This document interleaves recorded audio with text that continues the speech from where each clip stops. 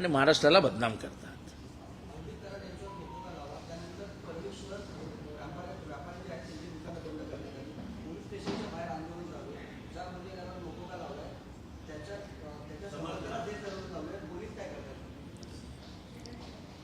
Police काय करतात?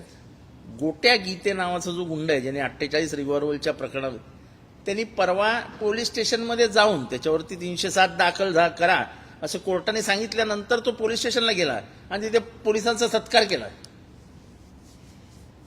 म्हणजे कालच कोणीतरी सांगितलं की परळी हे स्वतंत्र राज्य घोषित करा, राष्ट्र घोषित करा आणि तिथे धनंजय मुंडेंना पंतप्रधान करा. तर एवढंच राहिलं परळीमध्ये. आम्ही तेच म्हणत होतो ना तुम्हाला की जोपर्यंत हे मंत्रिमंडळात आहेत तोपर्यंत हे असं होणारच ना. पोलीस काही करणार नाहीत, म्हणजे धांगडधिंगा चालूच राहणार.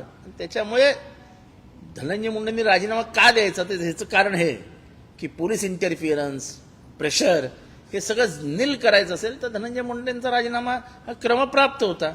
पण आता इतकं भ्रष्टाचाराचं प्रकरण येऊ सुद्धा अजितदादांना प्रश्न विचारल्यानंतर ते असं काहीतरी सोंग घेऊन SIT, CID, CBI यांना सांगितलंय ना. तो प्रश्न काय आहे की वाल्मिक कराड यांनी गरीब शेतकऱ्यांकडनं पैसे घेतलेत आणि मंत्र्यांनी सांगितलंय की तुम्ही वाल्मिकांनाशी बोला. त्याचं काय करायचं आहे अजितदादा बोलायलाच तयार नाहीत. प्रश्न काय कुणाचा मारामारीचा नव्हता. पैसे घेतलेत की नाही, तो घेतलेत. त्यांची कंप्लेंट का नाही घेतली जात? एरवी न्यायप्रिय असलेलं हे सरकार, हा अन्याय होतोय, त्यांचा कंप्लेंट रजिस्टर होत नाही, याच्या विरुद्ध का नाही बोलत आहे? आणि इतका मोठा भ्रष्टाचाराचा आरोप होतोय की वाल्मिक कराडांनी त्यांच्या बंगल्यावरनं निघून सह्याद्री रेस्ट हाऊसला मिटिंग घेतली आणि नंतर वेगवेगळ्या हॉटेलमध्ये बसून पैसे घेतले.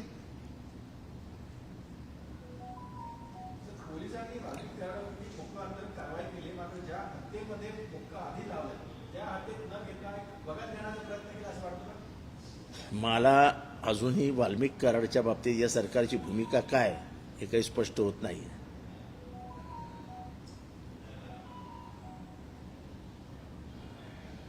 त्याच्यामुळे आम्ही मुक्का कशासाठी का लावला, कशासाठी लावला, हा प्रश्नचिन्ह माझ्यासमोर पण आहे.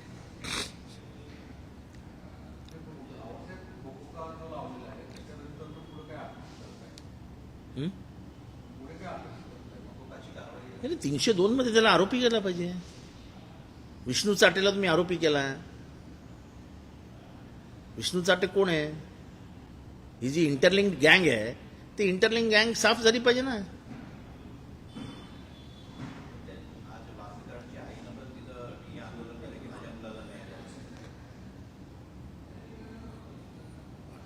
कुणाची आई करत असेल तर आईला आपला पोरगा प्रियच असतो ना.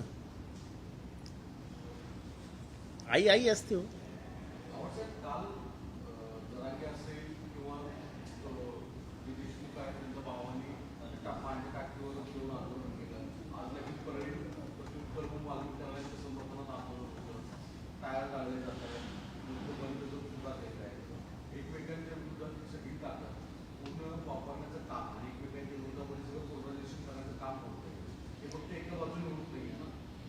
हे माझं तेच म्हणणं आहे की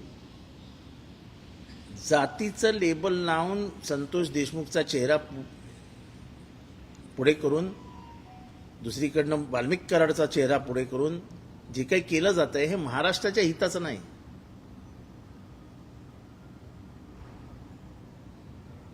संतोष देशमुखला चा खून झाला, त्याच्या पोराबाळांना न्याय मिळाला पाहिजे. त्याच्यासाठी आमच्यासारखी माणसं मध्ये उतरली. आम्ही जातपात बघितली नाही. आणि प्रत्येक ठिकाणी जर तुम्ही हेच करणार असाल, नाही नाही जात जात जात, मला वाटतं की त्याच्यामुळे ह्या संपूर्ण लढाईची हानी झाली.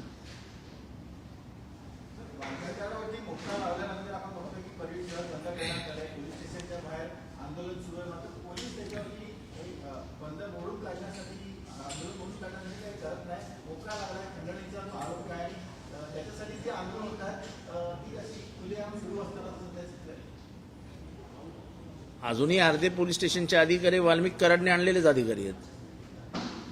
खेडकर नावाचा जो अधिकारी आहे, हा वाल्मिक कराडने आणलेला अधिकारी आहे, तो अजूनही तिथेच बसलाय. त्याच्या पोलीस स्टेशनच्या बाहेर जर आंदोलन झालं तर कोण काय करणार आहे? करणार काय करणार.